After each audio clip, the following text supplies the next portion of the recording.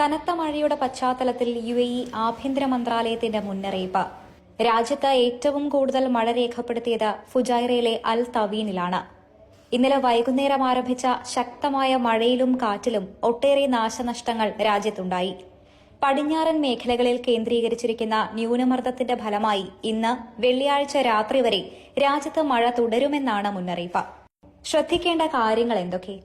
മണിക്കൂറിൽ 60 കിലോമീറ്റർ വരെ വേഗതയിൽ ശക്തമായ കാറ്റ് വീശാൻ സാധ്യതയുള്ളതിനാൽ പൊടിപടലങ്ങൾ കാഴ്ചപരിധി കുറച്ചേക്കാം.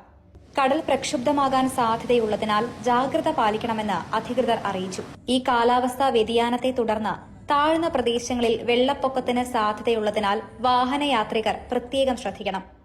ദുബായിലും ഷാർജയിലും പരമാവധി താപനില 25 ഡിഗ്രി സെൽഷ്യസ് ആയിരിക്കും.